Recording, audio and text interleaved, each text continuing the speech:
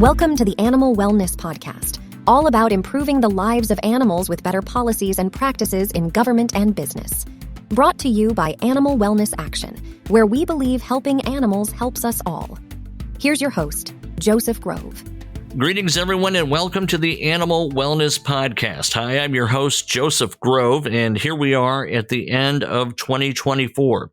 Now, we haven't been routine or frequent with our podcast, but one tradition that's held up over the years is our year-end review with our president, Wayne Pacelle, head of Animal Wellness Action and the Center for a Humane Economy. Since we started several years ago, we've always taken this time of year to look back and to look ahead, and that's exactly what we're going to do on this show. Our previous episode, we really focused a lot on what's going to happen in Congress and with the new administration, and if you are curious about Wayne's thoughts, go back to that show. It's the immediately preceding one, and you'll hear us even get into some of the details of nominated cabinet posts for the Trump administration, what to expect in the new Congress. But today we're going to focus more on some of the animal issues themselves. Earlier this morning, before I came downstairs to record the show, my wife and I were talking about what we want to do in the next year. And we talked about a lot of issues, improving our health, making sure that we elevated our way of living generally. But we also focused very much on some specifics, as many of you will, as New Year's Eve comes to pass. I want to lose 25 pounds. I want to, dress better. I want to read half hour a day, whatever the case may be. And it occurred to me that reaching a bit, there's a bit of a parallel, Wayne, in our work, right? Where we can look at some things that you can say, this is what needs to happen. This is how we'll know it's done. But some of our issues are a bit more complex. They relate to, cruelty generally, things that are much more systemic in nature rather than, wrong word, but it's close, episodic, right? Or siloed. So, Wayne, am I on to anything there? Do you see our work similarly? Yes, I do. I mean, we've got to do planning, and we have to have very specific goals. And Joseph, as you and I've talked in the prior podcasts you've hosted, we're a campaigns-oriented organization, right? We're an advocacy group more than anything else. We're looking to create big change, and we're taking on some of the big sectors of animal use and might I say exploitation, such as factory farming or animal testing. We're big in both of these spaces, right? And in my written roundup of our progress for the year, one of the first things I note is that we helped block the EATS Act. The EATS Act would undermine state laws, including voter-approved ballot initiatives, to restrict particularly inhumane confinement, so production practices, but also the sale of eggs, pork, and veal that come from factory farms. So California passed Prop 12 in 2018, and now at the beginning of 2024, it took full effect. And then in Massachusetts, Question 3, which is kind of the antecedent to Prop 12, that took effect in August of 2023. The EATS Act would try to wipe those out. These are the most important farm animal welfare laws in the country. Now, when you're playing defense, that means the other side's playing offense, right? We blocked EATS. They were freestanding bills that did get attached to the House Farm Bill, and it died there. So they can bring it back. So that's not permanent, Joseph. I mean, we're gonna have to fight that again. But I think it's a huge moment, because the laws that are taking effect and working in California and Massachusetts, once you see that they're working very well, that the people are very happy in those states that they have made these decisions to give animals more space, to be more humane, and that farmers are responding by changing their housing systems to create the product that consumers are saying, hey, we want a minimum standard of care. It's tough for the Congress to come and say, oh, we're gonna wipe out those farmers who invested collectively billions of dollars in these new, more humane housing systems. Right. And that's an interesting point, too, because not only do you have to obtain a victory, you have to protect it, which adds another layer, right? So you have these ongoing things. We are against cruelty. We want a world that is more humane. And then you can look at that and, well, we made this gain on the field.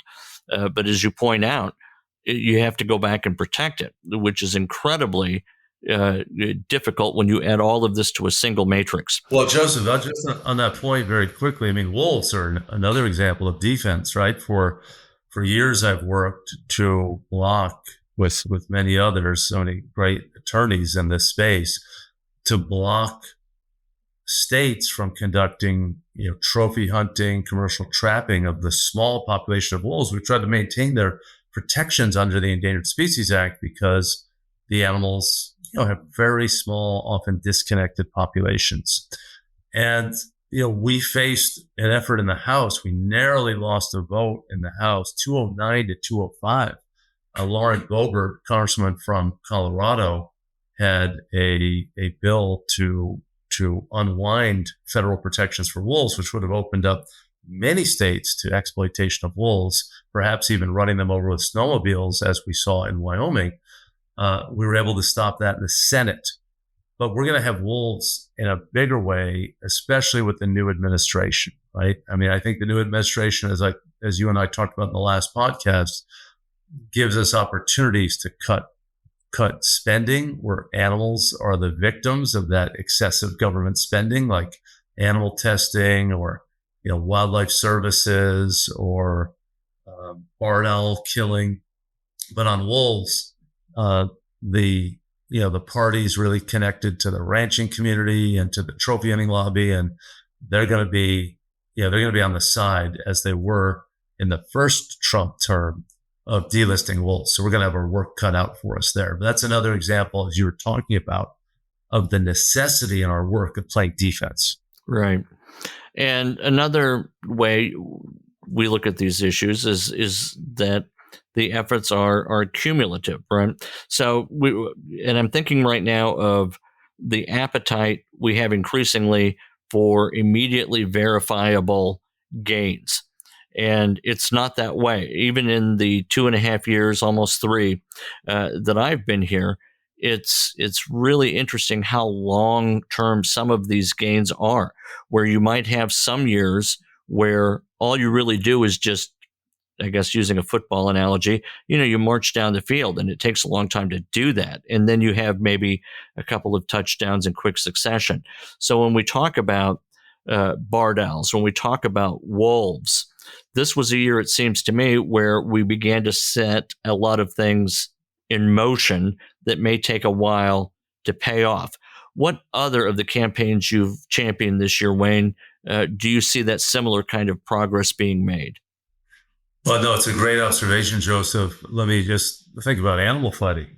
I mean, in 2024, we won yet one more federal court case where cockfighters challenged the 2018 law that we passed in Congress to apply federal prohibitions against dogfighting and cockfighting to every inch of U.S. soil.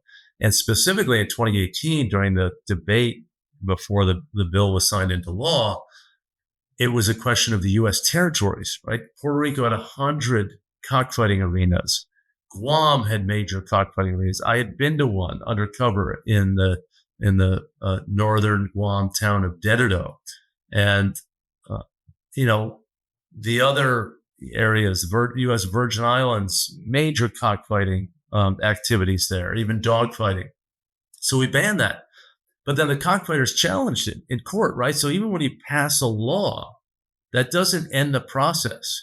So they challenged the law. Now we have run the table with our attorneys drafting amicus briefs with all of the knowledge that we bring as an organization, all the experts that we deliver, to persuade a federal judge that, yes, the United States does have the constitutional authority to deal with what is inherently an interstate problem of animal trafficking for fighting and use of the internet and other gambling strategies that, again, are are really a federal concern at some level. So this past year, we won a case in the U.S. District Court in the Northern Mariana Islands to say that no, the federal government can't stop cockfighting there.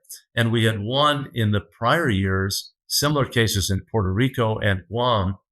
So, Joseph, we've essentially established that, and this is rare in our cause, that a terrible practice is universally prohibited in the United States. But even then there's the question of enforcement. You've got a criminal enterprise now engaging in illegal dogfighting and cockfighting. And this means that even though we have the law, and it's a fantastic law that we're actually looking to even strengthen even more with the Fight Act, we have ongoing field activities to uncover these rings, to work with law enforcement, to have a rewards program to give people an opportunity to get money for giving us information that leads to the arrest and prosecution of dogfighters and cockfighters. So that is an example. You would think this would be binary. Okay, we won. There's a win and then there's a loss, but it's not. It's a back and forth battle, even when you have a very strong legal standard. But let me tell you, I think it's one of the great achievements in the history of our movement to prohibit animal fighting on every inch of U.S. soil. It means that we've got the absolute moral high ground here. We've got the national law enforcement community on our side. There are agents now to help us advance animal protection. They're the animal protectors because they're enforcing the law that proscribes that terrible practice of staged animal fighting. And it certainly is a matter of enforcement. And that's why I think I'm so impressed by the number of law enforcement agencies who have officially endorsed the Fight Act. How many are we up to, Wayne, in terms of endorsing? Yeah, the Fight Act, which seeks to amend our national animal fighting law to enhance enforcement options, such as banning all rooster shipments to the U.S. Postal Service, since we know that cockfighters are shipping tens and tens of thousands of animals through our U.S. mail. And we also have a private right of action there. So when law enforcement can't tackle an animal fighting problem, doesn't have evidence, to kind of bring a formal case, just doesn't have the details, a private right of action can be initiated. So we have probably more than 350 law enforcement agencies behind it, including the National Sheriff's Association, the National District Attorneys Association, which represent 5,000 elected law enforcement, the county sheriffs everywhere in the U.S., the DAs in every county in the U.S. But beyond that, Joseph, double that number, and that's our total number of endorsements, because we have agriculture trade associations, we have the American Gaming Association, we have animal welfare groups, we even have conservation groups, because the cockfighters are a horrible threat to wildlife. In Central America, they're killing hawksbill sea turtles, an endangered sea turtle, to take their hard shell and beautiful shell and turn them into gaffs, which are the fighting implements that they strap onto the bird's legs. Here in the U.S., they're known to kill eagles, hawks, and owls because they have the cockfighting roosters outside, often tethered. So they're very vulnerable to an aerial attack from an avian predator. And the cockfighters set up these poles with a leg hold trap on top of them called the pole trap to kill these animals. So we've got this immense coalition, yet we still have a couple of lawmakers who are trying to block this progress. And, it just shows the intersection of our issues. I think it's because the big ag lobby doesn't want to see us make any progress. So they're kind of quietly talking to their allies in the Congress to say, oh, don't pass the Fight Act because that'll give these guys a win. When it really just shows that those folks who would say that, whichever groups they are, they have zero concern for animal welfare. They pretend that, oh, yeah, we have animal care standards. Well, you're not much of an animal care standard if you immobilize a pig and don't allow her to move for up to 3 years. And it's very telling that they would not be publicly in support of a bill to crack down on dogfighting and cockfighting. That tells us everything we need to know about their animal care sensibilities. And it just validates my view that we've got to tackle these factory farming problems, because for these groups to try to torpedo an effort to stop cockfighting when cockfighting threatens the avian poultry industry, the commercial poultry industry in the United States. We know that cockfighting birds you trafficked around can spread bird flu. They've done so with Newcastle disease over and over again, which is a different form of avian influenza that's not as dangerous to people, but is deadly on birds. And cockfighters, it's been documented to spread this, which is why we have the egg industry on our side in the form of the United Egg Producers and a bunch of state poultry associations. But I think the pork producers, the national ones, not the rank and file pork producers who don't like the National Trade Association, don't want to see the EATS Act, because many of these pork producers have invested in humane housing systems. So I don't want to speak in a broad brush about pig producers. I want to say there's a real distinction between them. But the trade associations that are kind of DC creations, they don't want to see any animal welfare progress. And that is that's where lawmakers need to stand up and say this is not acceptable. Right. And that's why I think when we send out our emails and when we post blogs, links to which I'll put in the show notes, why it's so important for us to have people take action. Because when we look at the FIGHT Act and when we look at our efforts to modernize the FDA, those two campaigns are clarion examples that support our tagline, helping animals helps us all. There is real human cost concomitant with the animal cost related to both of these measures. And we've written a lot about some of the related gang violence you mentioned, Wayne, but also the drugs that come into these communities, the illegal weapons, even the prostitution. These are organized criminal associations. And I have written on my blog multiple times about the U.S. cockfighters' connection to Mexican cartels. I mean, we're seeing major mass shootings at cockfights where U.S. cockfighters are providing all the birds at these fights, and U.S. citizens are attending these fights because it's illegal in the U.S. They're going to Mexico.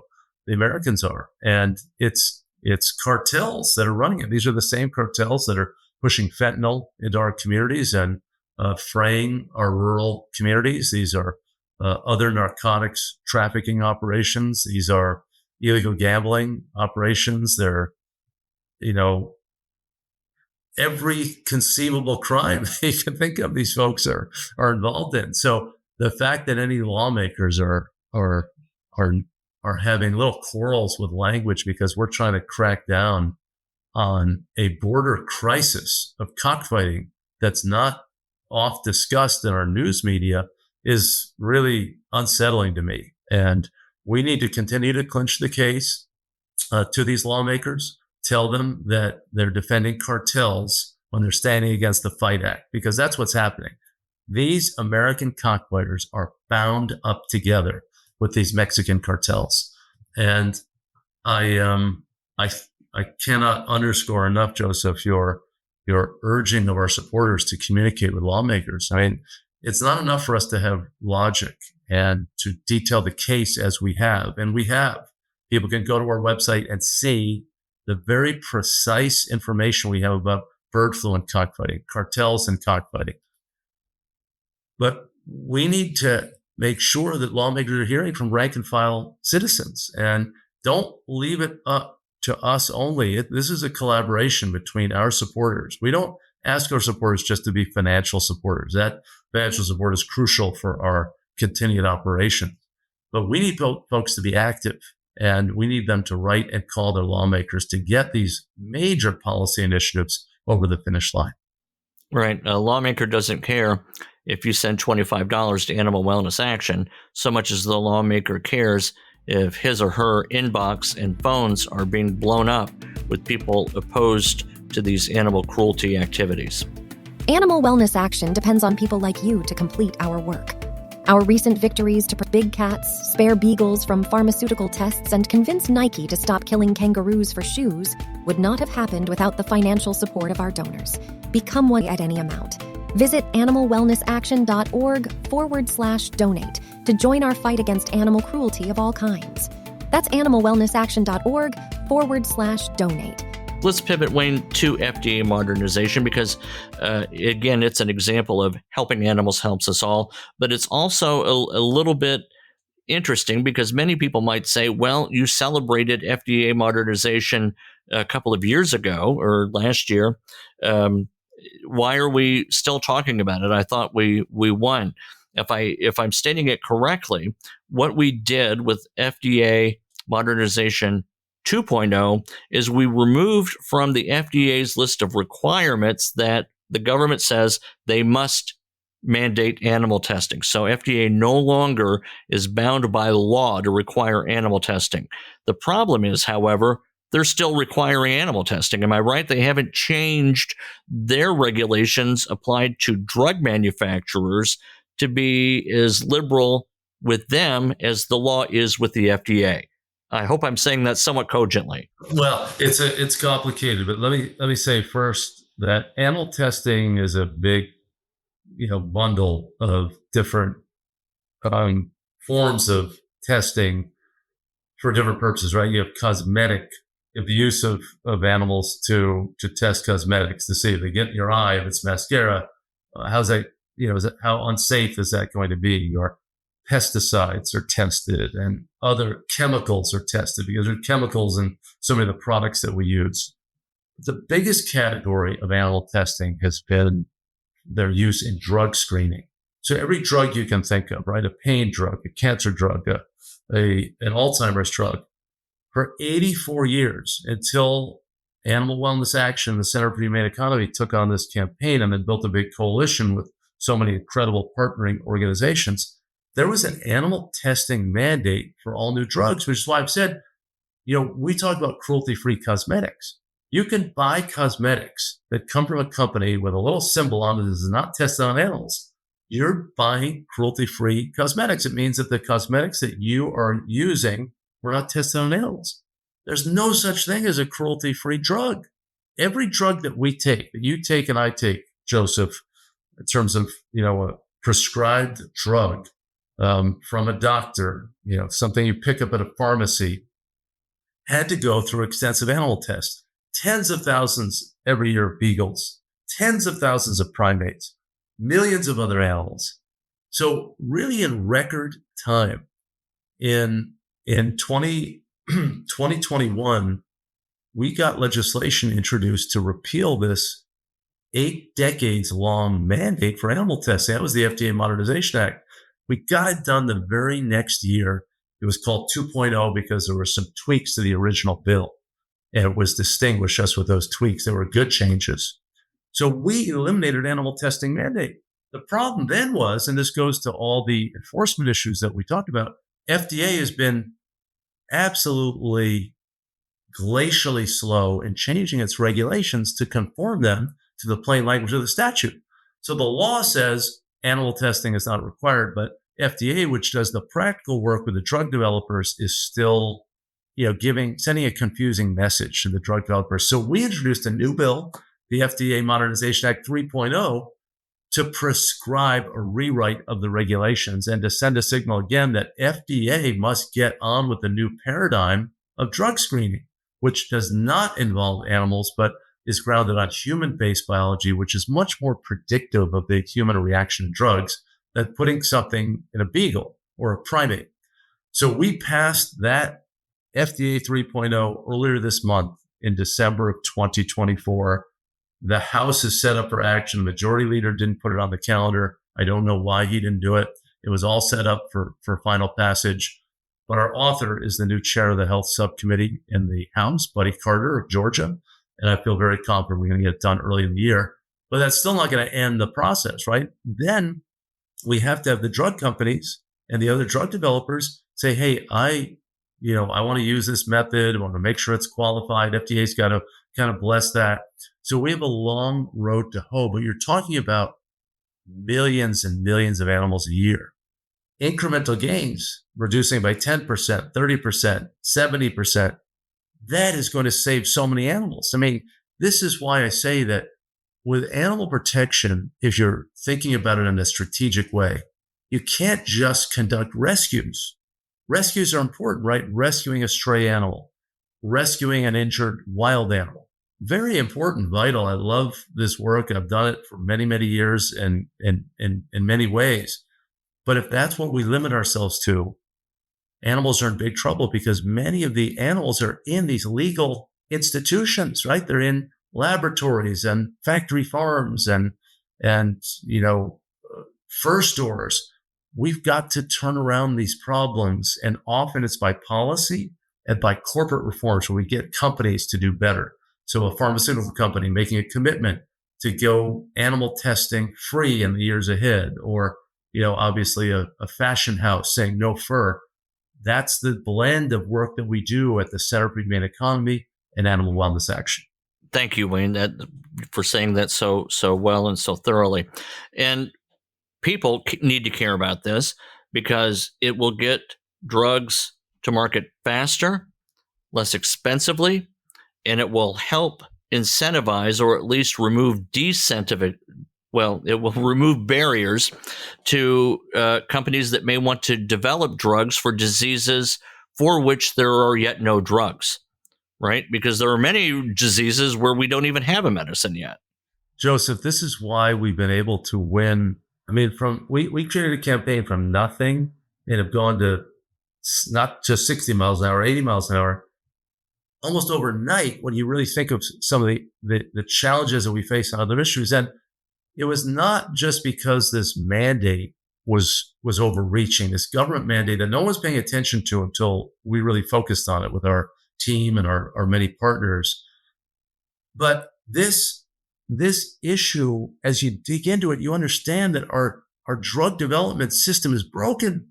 All you need to do is see these commercials on television with all the side effects for this drug or that drug. I mean, they're telling you that this drug is not safe. And they're telling you that you may have all of these side effects. It could be lethal side effects. Adverse reactions to drugs are the fourth leading cause of death in the United States.